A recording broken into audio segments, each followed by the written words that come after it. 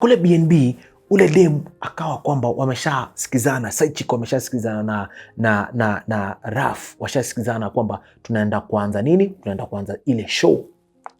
Another instruction kutoka kule jamaa wa rafiki yao mwenye ako India, akawaambia kwamba kutakuwa na vitu ambavyo mtakuwa mkifanya pale. Kama ni video, kutakuwa na vitu ambavyo vitahitajika. Kama kutakuwa na msichana, kutakuwa na video ambazo zitakuwa zinahitajika. So itakuwa kwamba mna shoot tu ati ni kukable, alafu mnatuma kutakuwa na vitu ambavyo vitakuwa vikihitajika. Vitu ambavyo vitakuwa vikihitajika, some of them ni kwamba watahitajika kukuwa na vile vitu ambavyo ni vya kuweza kumridhisha mwanamke. Sitaki kuziweka katika lugha ya Kizungu. Kutakuwa na vitu ambavyo vya kuweza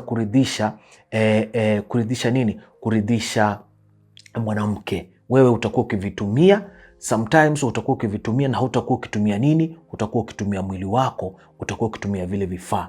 Ikiwemo kwamba kukuwemo na nyundo, alright? Kukuwemo na hizi ambazo ni zile za kina gadgets.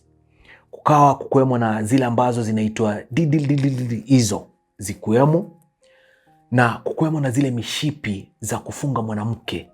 Manake wale wanapenda sana wakiona mwanamke amefungwa mshipi kwa shingo, anavurutwa. Na kuwemo na nguo pia, kutakuwemo na nguo ambazo watakuwa wakivalia, nguo za kiaskari, miniskirt, anavaa kofia ya kiaskari, akapewa masharti tu. Anasema kwamba katika ile list yenye ule jamaa alimtumia kulikuwa na masharti, ambapo zile vitu zilikuwa zimepangwa kabisa, vitu kama 20 demands ambazo zilikuwa zinahitajika kwa ile video. Na akaambiwa kwamba kwa vile vitu vyote, kila video ambayo unatuma utakuwa na make sure kwamba kama ni part 1 and part 2 mna act pale, mna make sure kwamba ipo. Basi akamwonyesha ule sajiki wake, sajiki akampea do, akaenda akabuy costumes na zile vitu ambavyo vilikuwa vinahitajika. Wakaingia pale kwa BNB, ikawa kwamba siku ya kwanza ndugu yetu anasema kwamba walianza kuact asubuhi saa 4, walikuwa wanamaliza usiku saa 6. Je, walikuwa wanafanya nini?